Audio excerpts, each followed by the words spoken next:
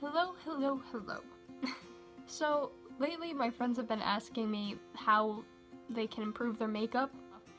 So, I figured I'd make a quick little video, describing the basics of and like some of the necessities of makeup and what you need to sort of, oh, don't mind me, I'm gonna adjust this.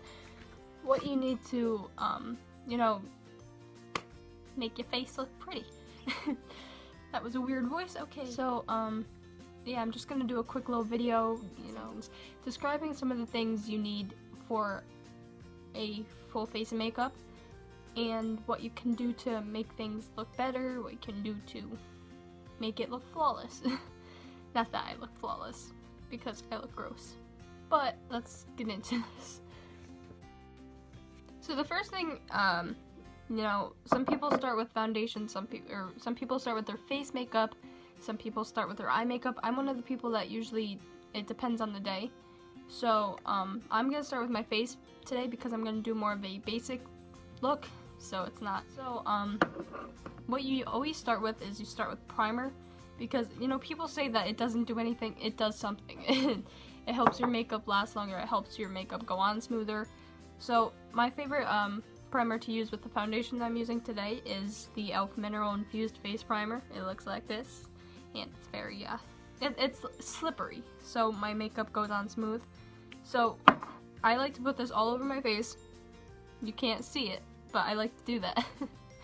And then, like with this, I rub it in with my hands. With primers, like pore filling primers, you want to tap it in so it fills in your pores more.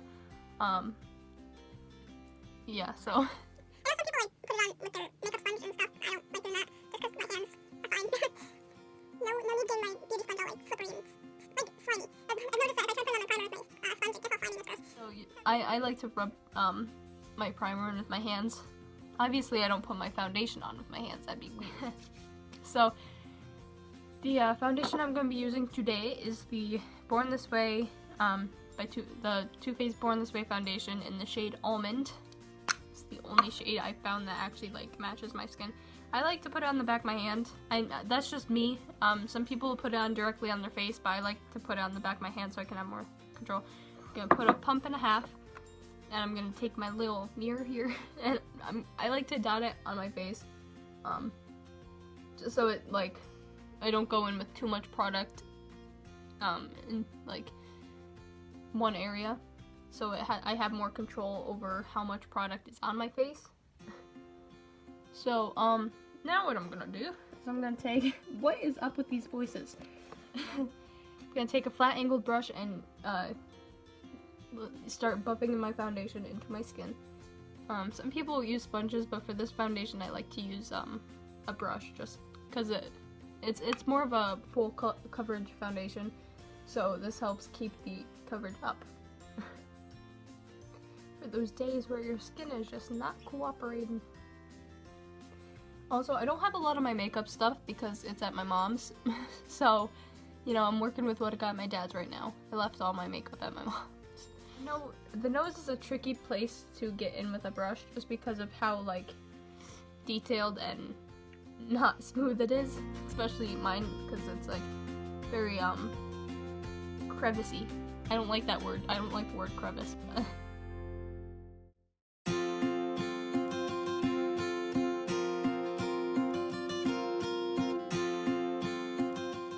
To blend down my neck a little bit just to make things smoother. I know some people, just to not have a unblended line, I like to blend it onto my double chin area. This is like the worst lighting ever, I apologize, but the lighting in my room sucks. So you can stipple on your foundation if you're using brush too, and then blend it out. I don't usually use brushes for foundation, but like sometimes it's necessary. If you forgot to wet your makeup sponge and you don't feel like going downstairs just to wet it, so. Okay, so why am I doing these voices? Next, what we're gonna do is we're gonna take concealer. I'm gonna go in with the Too Faced Born This Way concealer because I don't feel like using Shape Tape right now. So, I like to put concealer in the areas that need highlighting, like my under eye area, down my nose, on my cupid's bow, on my chin, and on the space between my eyebrows. Okay. I'm pretty sure that's called the glabella, just saying.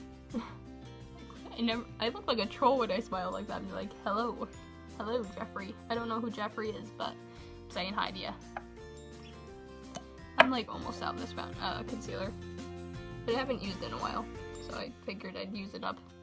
So I'm just gonna take the same brush I used to buff in my foundation and blend that out, just because it's easier.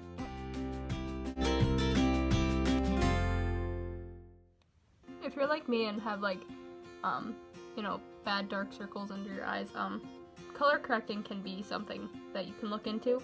I don't usually like to color correct just because it adds extra product onto my face, and I'd like to use as little product as I can, which seems weird because I put a lot of face product on my face. I'm just gonna tap it in with my fingers in the part that I can't get with the brush. I'm gonna go do my brows off camera real quick just because I don't have any brow product, so it's gonna take me a while because I'm gonna have to use eyeshadow, but I'll be right back.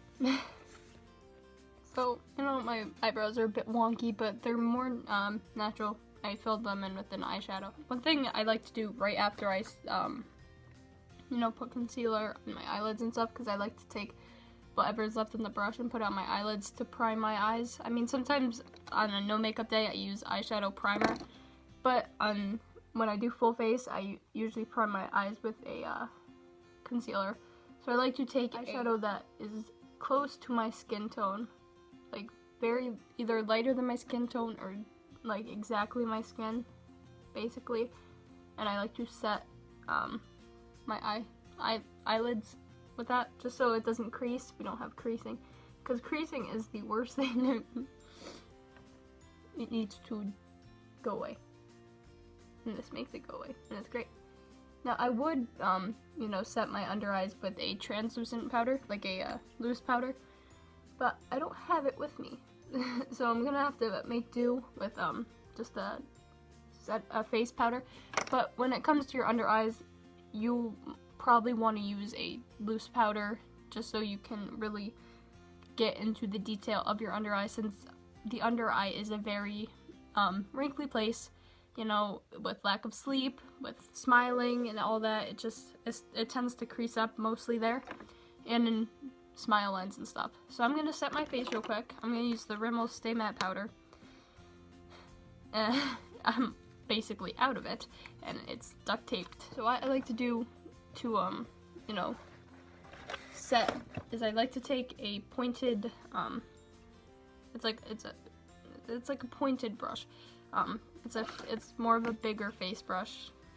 I'm using a set I got off of Shop Miss A, so you know, it's affordable, and I'm just gonna like use that to put the powder under my eye, just so we can get into the details. So I'm just gonna set the under eye right now, because I still have some cream products that I have to put on. So, and I'm gonna set my nose because that tends to cake up a lot. So next what I'm gonna do is I'm gonna take the e.l.f. Like liquid illuminator. It's like a gel almost. And I'm gonna put it on with my finger, because this is a product that I like to put on with my finger.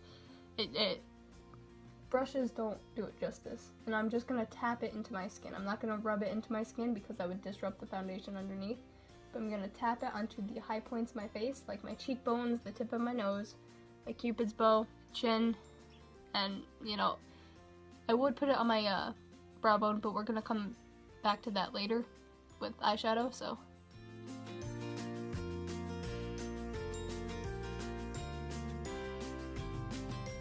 like the inner 5th grade me is like, I love sparkles. Like I used to have an obsession with sparkles, you know, and now it's just gone on to obsession with sparkly makeup.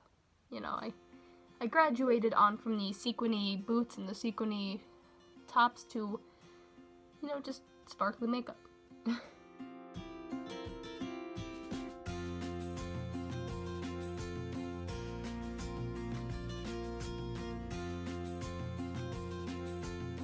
So I'm going to avoid putting, you know, product on the place where I, you know, just put the Illuminator. I'm like rubbing it off with my hands. What am I doing? So next what I'm going to do is I'm going to take the flat, just the normal flat top, not the angled one. And I'm going to set my chin, my forehead, and like here. Because those are places that like, you know, move around. I touch my face a lot during the day, so I need to set places. I know I said I wasn't going to put like powder where I put Illuminator, but I'm going to put on my chin because foundation likes to slip from there. And I have really wrinkly foreheads. I have a really wrinkly forehead. I don't have multiple foreheads. So I like to set my forehead just so it doesn't like crease up on me. I also crease a lot in between my eyebrows because at school I'm always like furrowing my eyebrows, and because I'm constantly confused. Next what I like to do is I like to do my eye makeup. So I adjusted my lampshade so we have a little bit better lighting when it comes to the eyes. I'm gonna go into the eyes now, if you didn't realize that already. So what I like to do is, you know, transition shades are an important part of making sure your makeup is well blended out. So I like to take like a neutral eyeshadow palette. This is the Too Faced Chocolate Bonbons palette. It smells wonderful, by the way. And I like to take Almond Truffle and Mocha, which are these two shades. Can't really do it. It's these two. This one and this one. I like to take them on a rounded that's not it. A rounded like blending brush. I don't have my good blending brushes and I'm really sad. But I like to take a mixture of the both of them and put them in my crease. Some people have a more defined crease, some people don't. It all depends on your eye shape. So I just like to make sure it's like all blended out and stuff. Because they're not too dramatic, so it's not as like, you know, yeah, it's not as dramatic. So I like to focus it more on the outer corner. I feel like if you put it more on the outer corner, it like, you know, elongates your eyes more. And if you put it like here, it widens them. So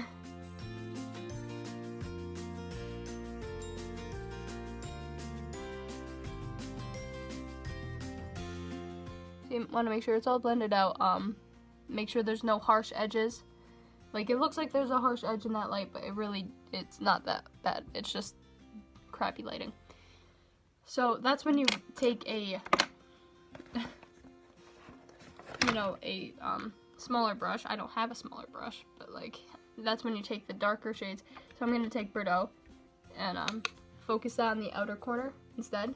Because I like to focus the darker shades on the outer corner, just because like, if you put too many dark shades on the inner corner, it, you know, makes your eyes look very small and it can get muddy very fast. You can also use like tapping motions to blend in, but very popular ones are windshield wiper motions and circular motions. I don't like circular motions because of the way it moves my eyelids, but I mean, sometimes they help. But usually I stick with the windshield wiper motion. So you can't see that. So I'm going to take the two transition shades I used before and help blend that in. Just to help blend it in more towards the middle of my eye. Next, what I like to do is I like to take a smaller smudge brush, and I like to take, you know, a mixture of Bordeaux and Malted, which are darker shades, and I like to focus them along the lash line, like the outer lash line, anyway. So it like adds definition to the eye and makes them look make your lashes look a bit fuller. And then I like to blend that out with the brush I used with my transition shades. See, I feel like eye makeup is a lot of blending and a lot of smoothing things out, making sure nothing goes unblended, unless you're going for more of an editorial look that involves, you know, unblended eyeshadow. I'm next going to go into the Modern Renaissance palette, and I'm going to take Rio Gar and sort of focus that on my outer corner as well. I'm using the brush I used for my transition shades, but I just want to add a little bit of warmth to my eye look. Just because it's winter and I'm cold and I want to be warm. I added a very light layer of mascara because I want this to be as easy to take off as possible. I don't really have a bronzer, but I'm going to take the Wet n Wild Mega Glow Illuminating Palette, and I'm going to take this, you know, this darker, I don't know, almost golden color. So I'm just going to take that on a rounded face blush. This is by e.l.f. And I like to go slightly above the hollows of my cheeks with bronzer, just because it adds the warmth to the face, but it doesn't like it doesn't bring your face down. See, with contour, like I like to put it directly in the hollows of my cheeks or slightly above, just to bring my face up instead of down. And then for blush, I'm gonna take oh geez, I'm gonna take this weird brush. I don't know quite what it is because it's very old. It's an old Maybelline brush. It used to be my mom's. And I'm gonna take a Tarte Amazonian Clay blush in Party with 3 A's, and I'm just gonna go. I don't usually put my blush on the apples of my cheeks just because my face shape doesn't call for that, but blush tends to go on face shape. And then for highlighting, I don't really have my favorite highlighting brush, but I'm gonna take a fan brush, and I'm gonna take a Sephora Colorful Shimmer eyeshadow in the shade Blonde Ambition. And I'm just gonna take that on the fan brush. I don't use this very often, but I like it. It's pretty. It's not quite a highlighter, but like I use it as one because why not? I don't usually use this fan brush to highlight just because it's kind of flimsy. Doesn't really give you much control. There was one fan brush I liked by Eco Tools, but I don't know where it went. So okay, so now I'm gonna take some of the Sunlit Dream palette, and I'm gonna take the blush brush. I'm gonna take this really light gold palette, light gold highlighter, and sort of go on top of that, just because, like I said, one of my favorite things is highlighting. For lipstick, I like to go, for looks like this, I like to go with a warmer shade, so I'm gonna go with Velvet Teddy by MAC. I'll be right back and I'll have my lipstick on. So I know this turned more into a tutorial than a helping guide, but I hope you were able to pick up some tips from it and were able to find some things to incorporate into your routine. And I hope you really like this. I might do one on colorful eyeshadow maybe next week or something. If you want that, you can give it a thumbs up or something, and that'd be cool. So alright, thank you for watching, and I'll see you in the next video.